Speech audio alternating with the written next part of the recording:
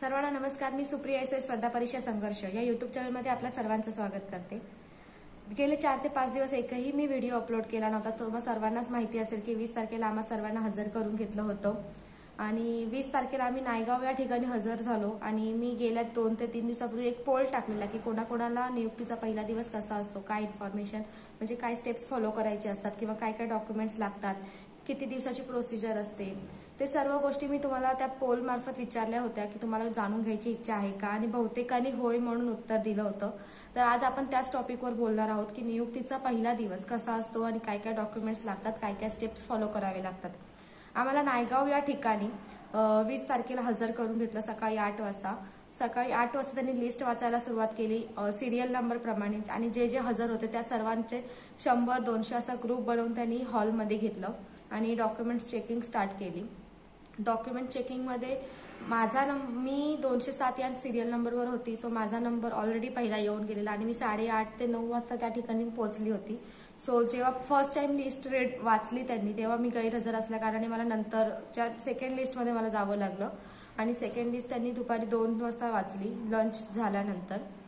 दुपारी 2 वाजता लिस्ट वाचली, आम्हा सर्वांना त्यांनी आतमध्ये घेतलं। जवळजवळ 100 ते 150 मुली असा एक स्लॉट बनवून त्यांनी आतमध्ये घेतला हॉलमध्ये आणि डॉक्युमेंट चेकिंग स्टार्ट केली। डॉक्युमेंट चेकिंग मध्ये सर्वात पहिला त्यांनी आमचा आधार कार्ड, पॅन कार्ड आणि जो सिरियल नंबर आहे तो त्यांनी विचारला की कोणत्या सिरियल नंबरवर तुमचं नाव आहे।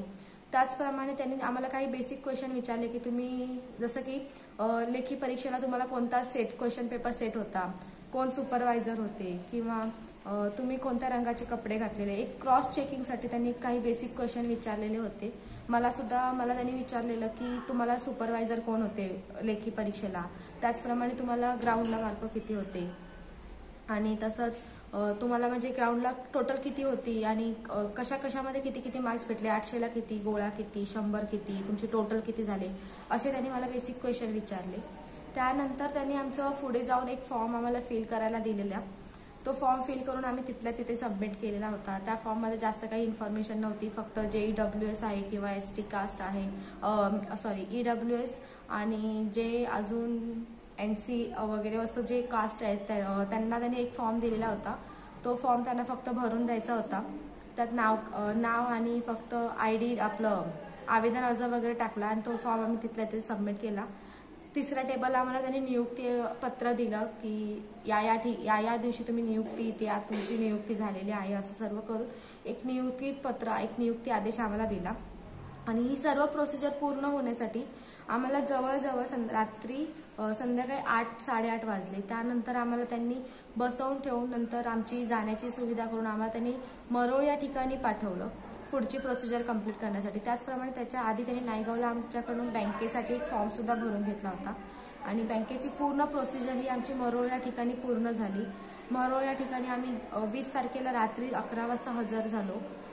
त्यानंतर आम्हाला त्यांनी सकाळी 4 वाजता सगळे प्रोसिजर बँकेची वगैरे प्रोसिजर सगळी पूर्ण करून आम्हाला रात्री त्यांनी रूममध्ये जाण्यासाठी परमिशन दिली आणि आम्ही रूममध्ये गेलो।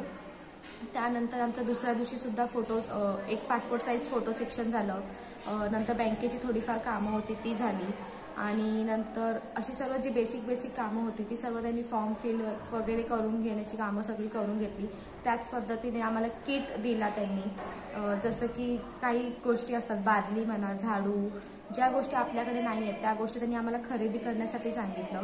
नंतर आमचं तिसऱ्या दिवशी आमचं किट परीक्षण झालं, म्हणजे आमच्याकडे कोणतं साहित्य आहे ह्या सर्वांचं त्यांनी क्रॉस चेक केलं। आम्हा सर्वांचं ग्राउंडवर त्यांनी एकदा किट परीक्षण करून घेतलं आणि कुठलं साहित्य नाही आहे ते आम्हाला म्हणजे विकत घेण्यासाठी त्यांनी सांगितलं। असं सर्व पूर्ण प्रोसिजर पूर्ण करण्यासाठी आम्हाला जवळजवळ 4 दिवस गेले आणि आज आम्ही 25 तारखेला आम्ही नागपूर या ठिकाणी हजर झालेलो आहोत। आजचा हा नागपूरचा आमचा पहिला दिवस आहे आणि आजच्या या पहिल्या दिवसात सुद्धा त्यांनी आमच्याकडून फक्त आधार कार्ड, पॅन कार्ड हे डॉक्युमेंट्स फक्त क्रॉस चेक केले, नाव आणि बर्थ डेट वगैरे विचारून। आणि जवळजवळ आम्ही कालच निघालो होतो संध्याकाळी दुपारी निघालो आम्ही 12 वाजता। आमची ट्रेन 3 वाजता होती। नंतर सकाळी आम्ही 12-12:30 वाजता नागपूर या ठिकाणी हजर झालो आहोत।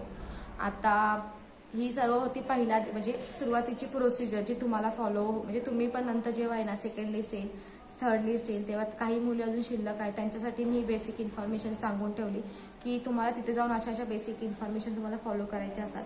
जसं की नायगावला त्यांनी डॉक्युमेंट्समध्ये फक्त जे आपलं 10वी-12वीचं सर्टिफिकेट आहे, कास्ट सर्टिफिकेट आहे, नंतर आधार कार्ड, पॅन कार्ड, ह्या एवढ्या बेसिकच गोष्टी विचारल्या ज्या आपल्या मेडिकलला झाल्या होत्या. आणि आमचं तसंच त्याच पद्धतीने आमचं मेडिकलसुद्धा त्यांनी आम्हाला करून इथे नागपूरला पाठवलेलं आहे. कालच आमचं मेडिकल झालं आणि मेडिकलमध्ये सुद्धा ब्लड टेस्ट केलं जातं, युरिन टेस्ट केलं जातं. युरिन टेस्ट तुम्हाला माहिती आहे ही प्रेग्नन्सीसाठी केली जाते. आणि त्यानंतर आमचं फक्त BP चेक केला त्यांनी. इतकं लक्षात ठेवा, ब्लड टेस्ट करतात तेव्हा हिमोग्लोबिन हा 10च्या वर पाहिजे, 10च्या आत असेल तर तुमचं परत रिमेडिकल होतं किंवा तुम्हाला परत काही दिवस तिथे थांबावं लागतं.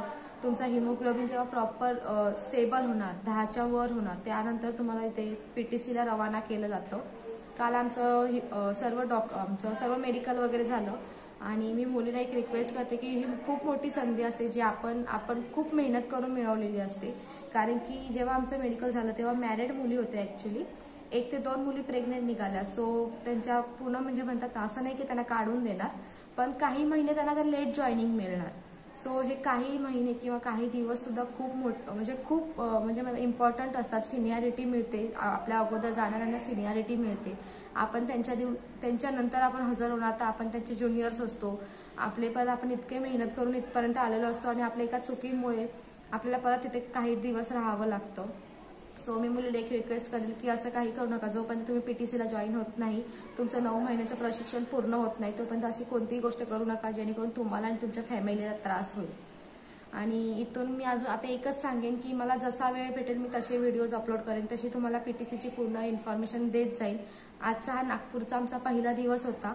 तर मी आत्तापर्यंत सांगितलेली 4 ते 5 दिवसाची इन्फॉर्मेशन तुम्हाला कशी वाटली मला कमेंट करून नक्की सांगा. आणि जसं की मी तुम्हाला आधी पण सांगितले की तुम्हाला PTCबद्दल असू दे किंवा प्रशिक्षणाच्या 9 महिन्यांबद्दल काही इन्फॉर्मेशन असू दे, मला जसा वेळ भेटला तसा मी तुम्हाला प्रत्येक एक गोष्ट सांगत जाणार आहे. सो काळजी करू नका. आणि या चॅनलवर जर कोणी नवीन असाल तर प्लीज चॅनलला सबस्क्राईब करा आणि व्हिडिओला एक लाईक तर नक्कीच करा. कारण की जर तुम्ही मला लाईक केला तरच मला समजेल की माझे व्हिडिओजला म्हणजे म्हणतात सपोर्ट, तुमचा एक सपोर्ट भेटतो आपल्या चॅनलला. प्लीज सर्वांनी सबस्क्राईब करा.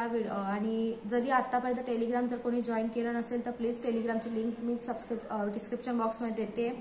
पटापट जाऊन टेलिग्राम चॅनल जॉईन करा. मी इन्स्टाला सुद्धा आपलं नवीन अकाउंट ओपन केलेलं आहे, संघर्ष 0408 म्हणून.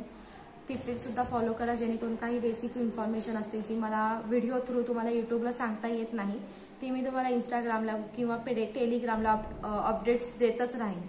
तर कशी वाटली ही इन्फॉर्मेशन आणि कसं वाटलं तुम्हाला हे सर्व जाणून घेऊन तर मला नक्की कमेंट करून सांगा. कारण की बघा, प्रत्येक गोष्ट कोणीच सांगायचा प्रयत्न करत नाही, परंतु मी आता सगळ्या गोष्टी अनुभवते. मी स्वतः हजर झाली, या सर्व गोष्टी फॉलो केल्या, तेव्हा मला सर्व या गोष्टी समजल्यात. मी कोणतीही गोष्ट तुम्हाला अशी म्हणजे ऐकून किंवा फिरवून सांगितली नाहीये. जी आहे ते क्लिअर कट सांगितलेलं आहे, असं असतं. आणि ही सर्व प्रोसिजर पूर्ण करून आमच्याकडनं 3 ते 4 दिवसात घेतली, परंतु आमचे खूप हाल झाले. कारण की आम्हाला थोडाही आराम करायला मिळाला नाही. कंटिन्यू आम्हाला हे ते म्हणजे प्रत्येक वेळी लाईनीत बसावं लागतं. सो मग 3 तास लागतात, 4 तास लागतात, 5 तास लागतात. अक्षरशः रात्री 12 वाजेपर्यंत आम्हाला मरोळ या ठिकाणी रात्री बसून होतो प्रोसिजर पूर्ण करण्यासाठी. पहिल्या दिवशी तर आम्ही सकाळी पहाटे 5 वाजता झोपलो पूर्ण प्रोसिजर कंप्लीट करून. दुसऱ्या दिवशी सुद्धा आम्हाला 11 वाजले, तिसऱ्या दिवशी सुद्धा आम्हाला 12 वाजले. काल मेडिकल करून येऊन आम्ही रात्री 12:30 वाजता झोपलो, सगळं सामान आम्ही ट्रकमध्ये लोड केल्यानंतर. सो ही सर्व इन्फॉर्मेशन मी स्वतः अनुभवली आहे म्हणून मी तुमच्याशी शेअर केलेली आहे. ती नक्की कशी वाटली मला कमेंटमध्ये सांगा. भेटू आपण नेक्स्ट व्हिडिओमध्ये. तोपर्यंत सगळ्यांना नमस्कार.